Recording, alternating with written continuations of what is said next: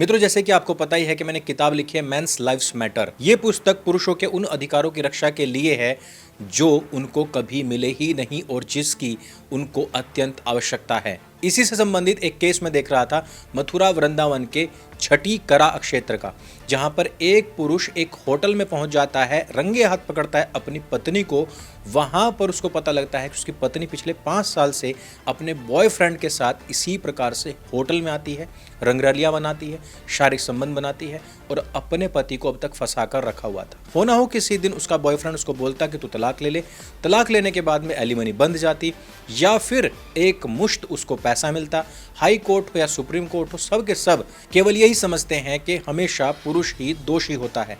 अब आप जरा सोचिए कि इतना बड़ा धोखा 5 साल से कंटिन्यूअसली वो उसको दे रही थी, व्यक्ति को पता तक नहीं था।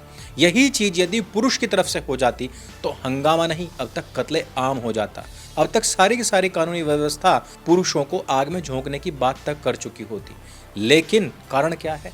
पुरुषों का कोई अपना आयोग नहीं है, पुरुषों की आवाज उठाने वाली कोई संस्था नहीं है।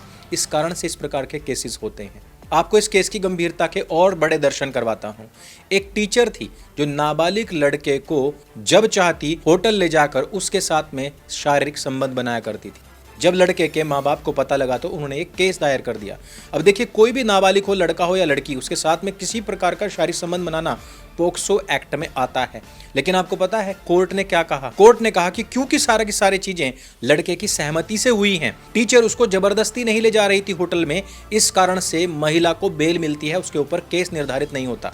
अब मियां लॉर्ड महोदय से पूछना यह था कि यदि इसी में वाइस वर्सा हो, एक पुरुष टीचर हो, नाबालिग लड़की हो, वो अपनी सहमति से खुशी खुशी उस पुरुष टीचर के साथ में होटल में जाती है, शारीरिक संबंध बनाती है, तो क्या पुरुष को भी इसी प्रकार से बेल मिल जाएगी, केस खारिज कर दिया जाएगा? ये है हमारे संविधान की समानता का अधिकार, ये है इक्वालिटी, ये है स्त्री और पुरुष को हमारे कानून की नज़र में एक समान समझना।